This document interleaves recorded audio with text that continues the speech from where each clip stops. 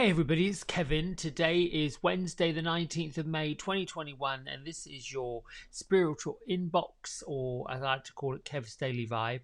And the purpose of it is to use these oracle cards and teachings from Kyle Gray and others, plus tune into my own intuitive gifts to help lift the vibe of the day and give all of you out there that are tuning in a day of purpose, something that matters. To encourage you to move forward with your daily spiritual practice. And in that saying that, I believe that there is a physical life and a non-physical life, a life on the other side, a life filled with spiritual gifts, ones that cannot necessarily be completed.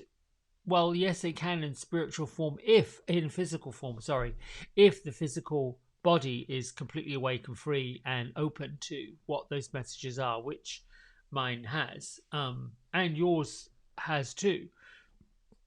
That's quite a mouthful, right? So let me get to today's message, but before I move into the cards, because they're very important, I'm going to dedicate this one and probably some subsequent ones to a dear friend and member of a wonderful, beautiful, loving, caring family who have learned that a life-threatening illness has returned, and a conscious choice is being made to pass peacefully, lovingly, kindly, with grace and dignity.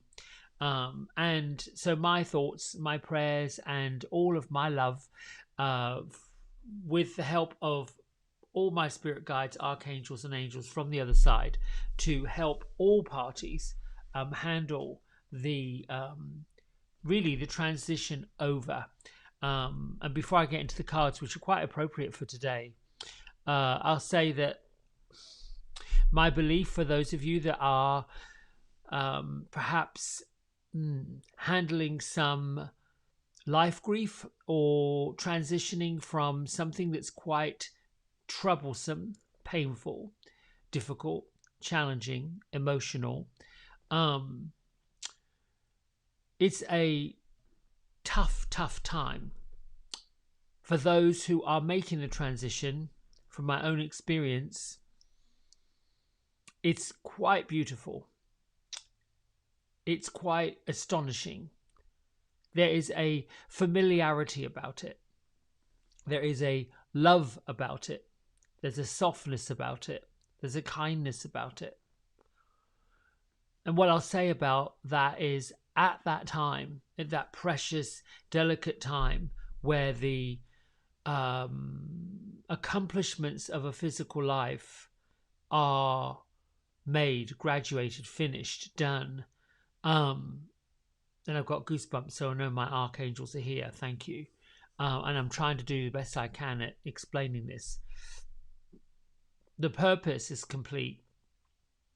It's a bit like a graduation, if you will, and a celebration of all things that were accomplished, all things that were done.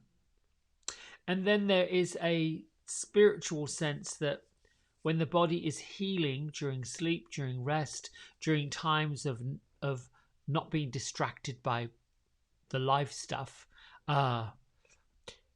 in those moments is the delicate soft song, the delicate soft love, the delicate soft feelings of those spirit guides, angels, entities that are filled with love, that come to aid and assist with the transition over. I've been asked many times to describe it, especially from those I've known personally that have gone into spirit world. What's it like over there?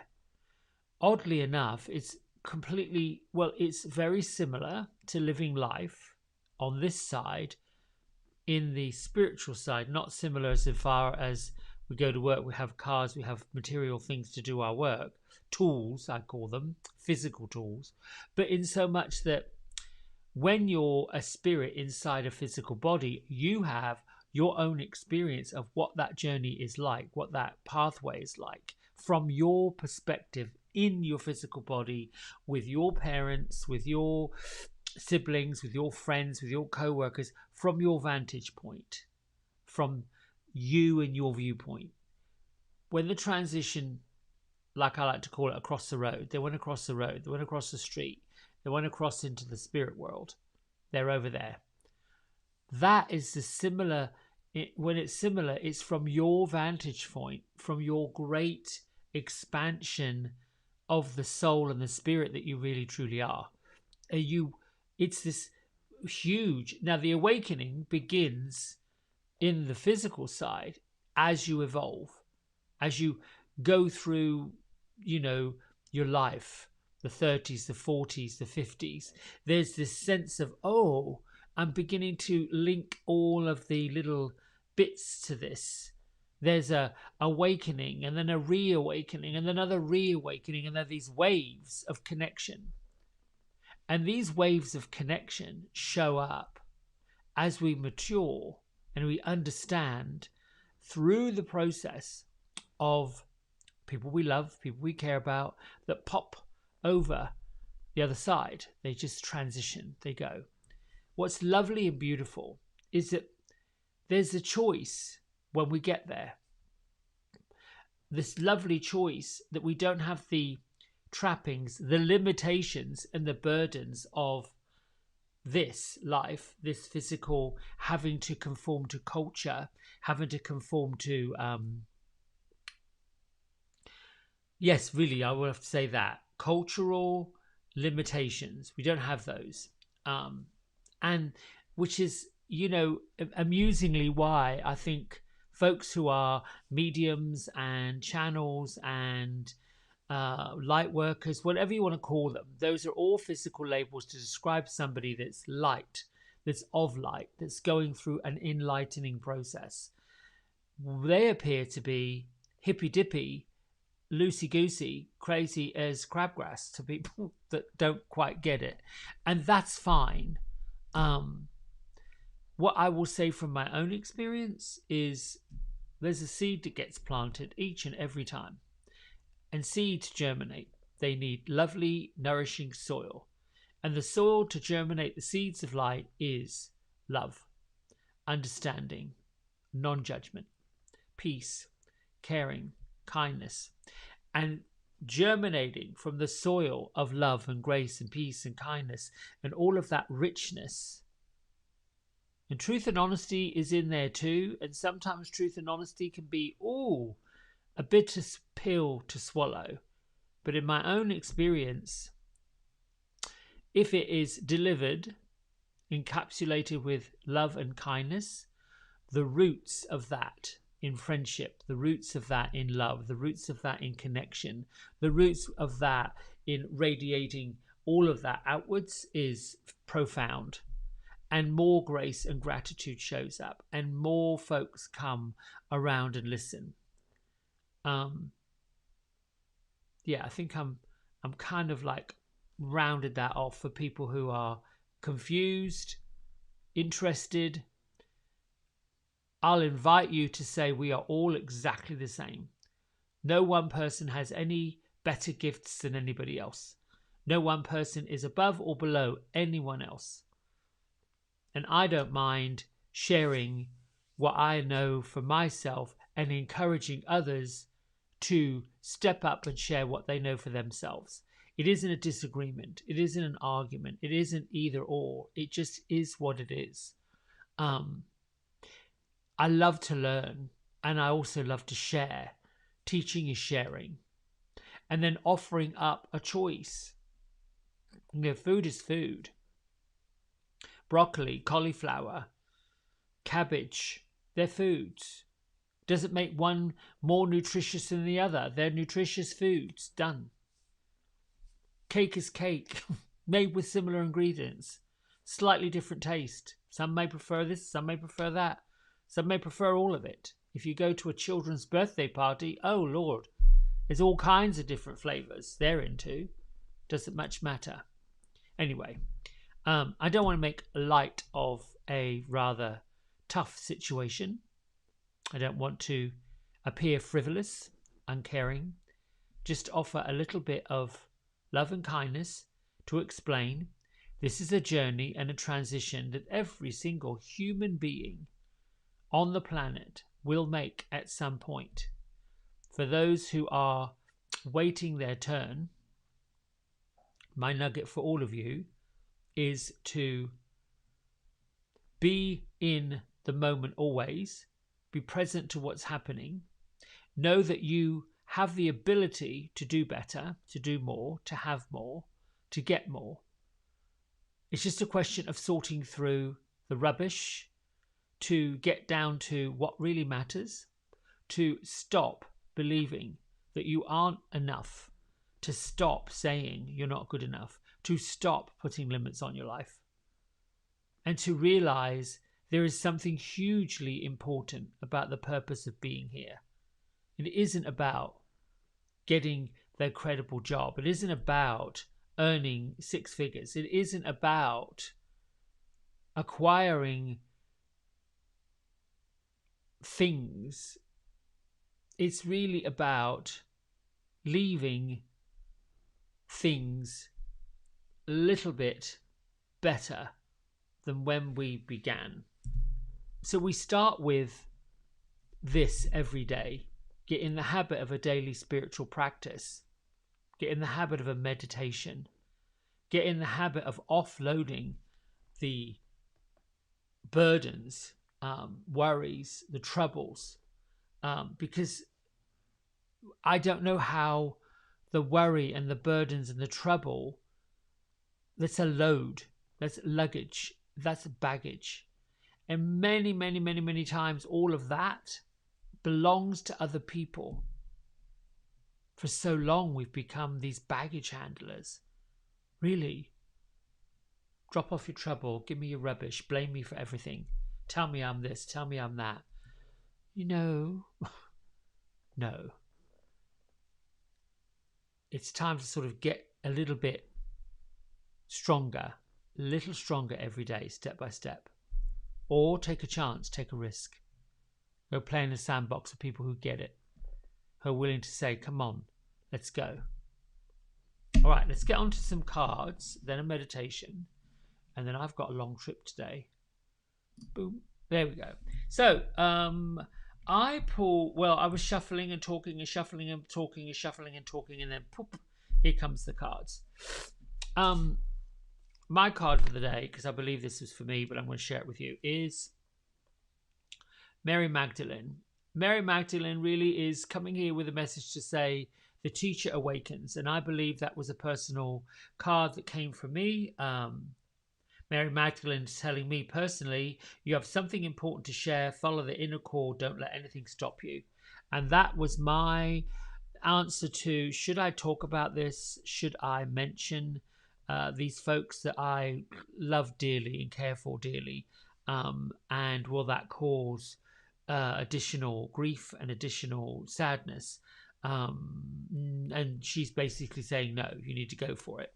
You need to be the light that shines, that shows people the way, that the transition is not as hard and as tough as it appears to be. So, Paul the Venetian basically comes to say that every single one of us, and I talked about this yesterday, has a gift that we came here with. And for those to say, I'm not creative, I don't draw, I might not have said it yesterday, I know I've said it recently, I can't, I won't, I don't, this is not good. Somebody told you something at some point in your life and you said, oh yeah, that must be true. Oh yeah, that's no good. And usually it comes from comparison. Usually it comes from comparing who we are, what we've done with what other people have done, and thinking that what they've done is better.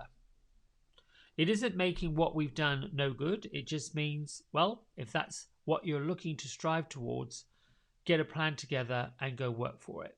Or look at what you've created and how you've created it and pay attention to the natural accomplishments.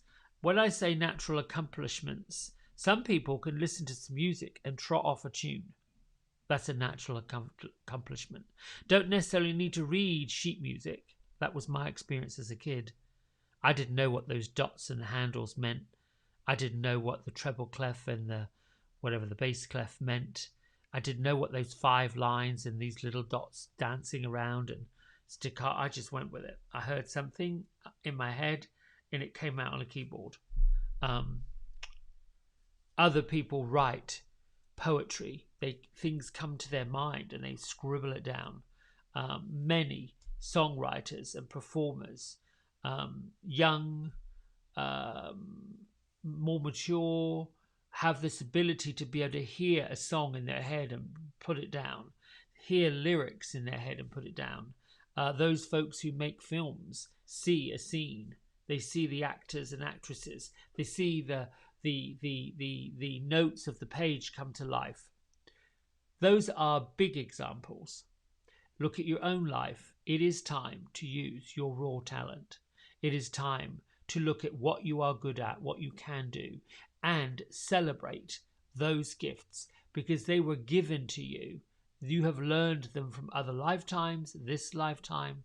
Honor the teachers that taught you these gifts and open yourself up to using them. Release the ego that you're going to be somehow ridiculed, somehow looked at as being less than, because that's poppycock and it doesn't make any progress. So share your gifts with grace. Use the waves of inspiration and love that are coming towards you.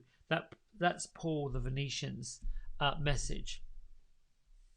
Hilarion is about healing, divine healing, that it's sometimes we have to retreat, we have to take ourselves off the rat race, we have to move away from the social media, we have to move away from the digital era so that the light that we have can be recharged and can be then given to other people. So these two gentlemen that look very similar have exactly similar messages. Retreat, recharge, get creative, and remember what your gift is. Remember what your gift is. So I'm going to read something from Divine Masters, Ancient Wisdom. This book I finished yesterday. It was lovely. I got a big charge, I would say, a big push from the end of it, which is Lady Venus. I'll read the first bit about Lady Venus and then we'll go into the prayer and guide you into meditation. Lady Venus is an advanced cosmic being, ecstatic light dedicated to helping us connect with divine wisdom. She's an interplanetary representative of divine love and the bringer of the highest consciousness that will support the ascension process for light workers and the planet Earth. She's the twin flame of Sanat Kumara. She's often referred to as Lady Venus Kumara, youthful or eternal Lady Venus. She's also the overseer of the planet Venus and the queen of cosmic beings known as Venusians. So there is a whole section about the Venusians. If you've heard ringing in your ears, if you've heard vibrations, if you've heard whispers, if you've heard languages you don't understand, that's downloads, upgrades, and light codes. If you're interested in downloads, upgrades, and light codes, I highly recommend this book for you. There's also a section back here that's increasing the bandwidth. You know, there is a vibrational level that happens with all of us, spirit and physical. And the vibrational level we've talked about is quick vibration, fast vibration, be able to see things out the corner of your eye and you turn and they're not there. They're vibrating at a lower level than they're used to vibrating. As we enlighten, we vibrate at a higher level, which is why many light workers, writers, teachers, philosophers say, share your vibe. So I'm going to let's see, where is this prayer that we say for 33 days? There we go. Get centered. Put your feet on the floor. Close your eyes. And then repeat after me. Take a big breath in. Get into your breath first. Center. Release and let go.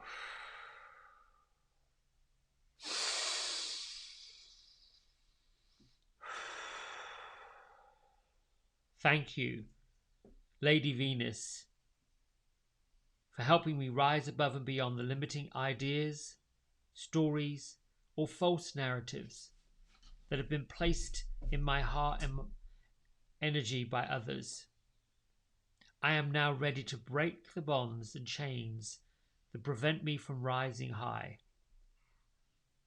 Thank you, Lady Venus, for guiding me out of my mind and back to my heart, so that I can have my own personal connection and experience of Source. Thank you, Source Energy, for allowing me to experience you directly. I am ready to claim my worth. And I thought that was appropriate for talking about the two, Paul the Venetian and Hilarion, retreating and claiming your worth. Amy, do you want to get up on that chair? Come on then. You want to up here? Whoa, hang on. Whoa, whoa, whoa, whoa, whoa, whoa, whoa, whoa. Come on, baby girl. Oh, goodness gracious. There you go. Sorry. Let me go back to this. Little Miss Amy right here on the chair here. She's black like the chair is, so you can't really see her. She's got 3 legs. I call her the tripod. Bless her. Anyway, she's almost, 11 now? Going on 12? Dogs teach me about unconditional love. They teach me about how the world really should be. They don't ask for much. They just keep on loving. They just keep on sharing. And every once in a while they tear up a dog bed and like, okay, well, there goes another one. I hope you had fun. Right. That reminds me too. Any of you want to be an entrepreneur? Get into the dog toy business. That's pretty lucrative. They cost a lot of money. All right. Feet flat on the floor. Oh, we forgot to read this.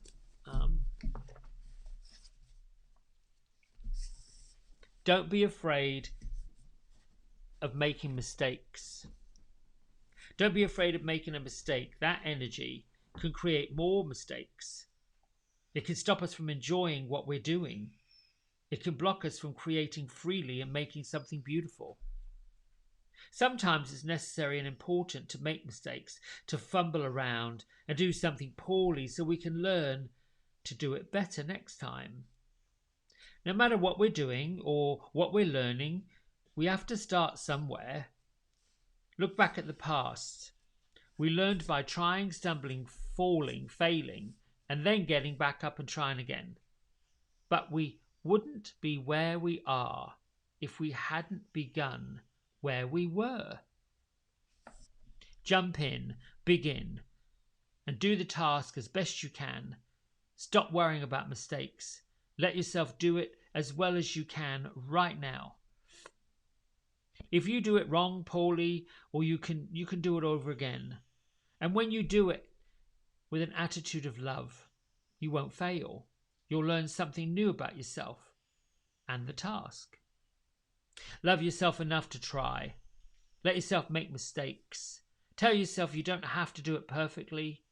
Let yourself have fun while you're learning. Start where you are. Do what you can. Learning and getting better will happen from there. You may not always know the best way in the beginning, but if you keep trying, you'll quickly learn to tell when you're on the right track. You know, here's what I know. Gosh, my early days of learning how to do hair, I'm so grateful that I had those 3 years of basic training, because I learned so much, not just about the art of it, but the creativity of it and they're getting it one with the shape and all of those things. But there are a lot of mistakes along the way. There are lots of, I mean, even now, sometimes one side's different to the other. I don't beat myself up over it. I just make the adjustments I need to make and start again. Done. All right. Feet flat on the floor. Now we're going to meditate. Center yourself. Prepare yourself. Palms facing the ceiling and breathe.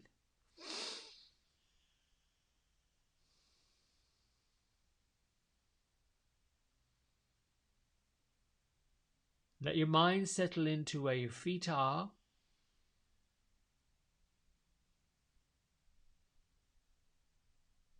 Begin to listen to what you physically hear.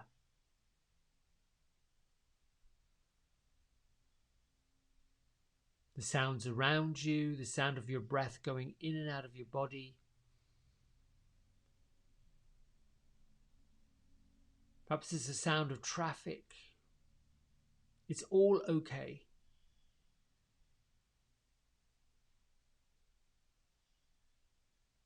It's a reminder that you are in the present moment,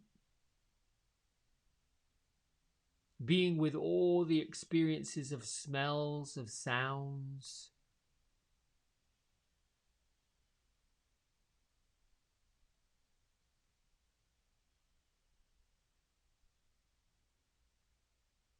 Meditation is in progress when you are observing your higher self, your soul self, as it listens, as it smells, as what you smell, the experience of what you feel, feet flat on the floor.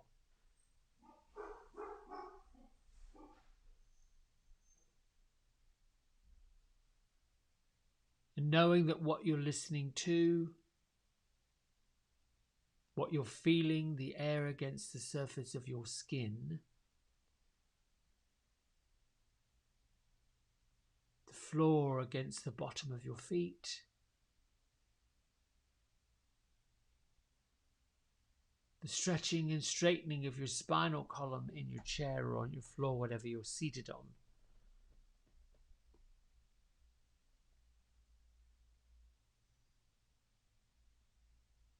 Letting yourself be in observation of those experiences now.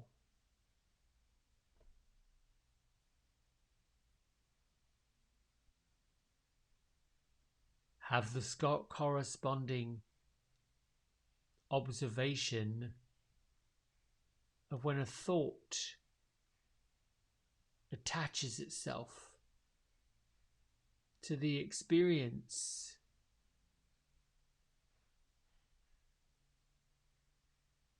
When a thought looks for a label, looks for a reason, looks for a hook, the observation is that.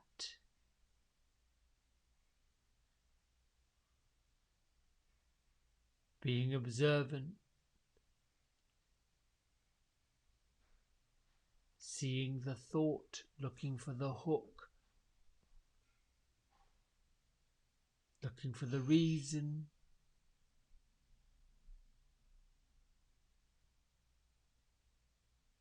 And the higher intelligence, that there doesn't have to be one.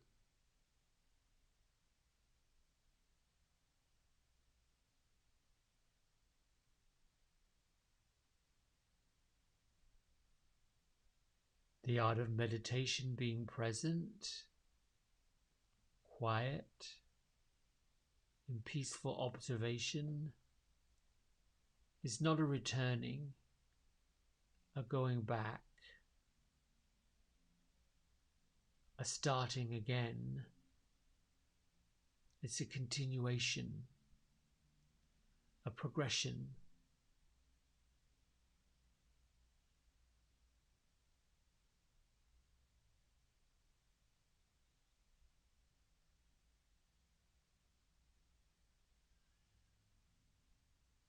Each start over is a new over.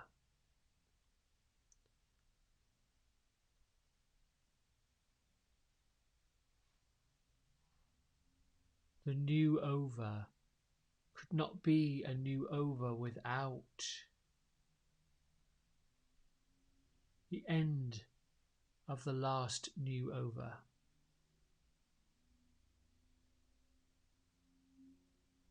An inhale needs an exhale. An exhale needs an inhale.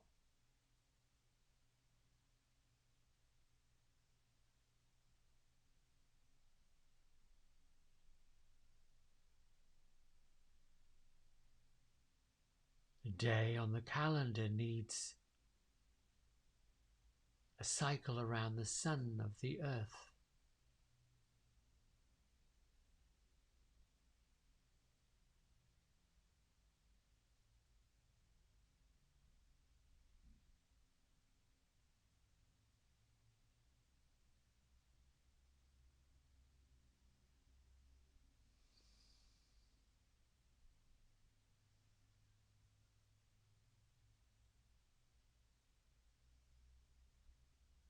Meditation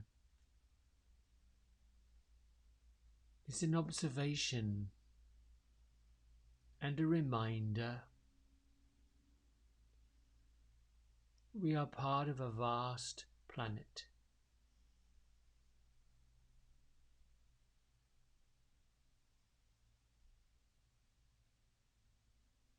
This planet is part of a vast universe.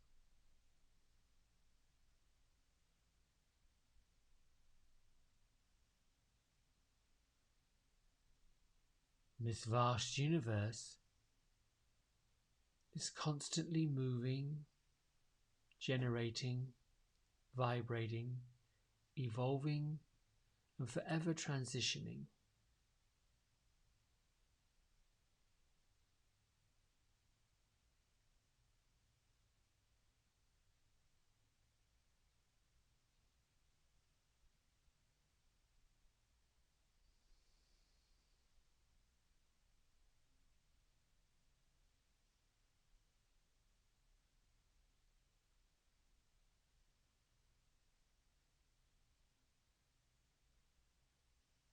As you sit still, observing the depth of your breath and the effects that your breath are having on your lungs, and the effort you're making to pull the air in through your nasal cavity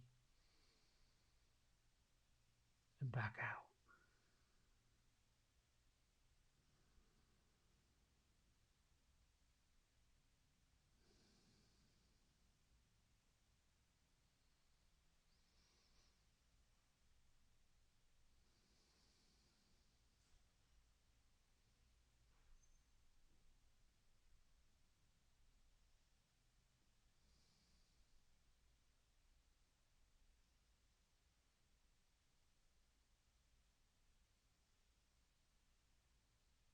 Bring your hands to heart center at your chest and honor yourself for doing this work.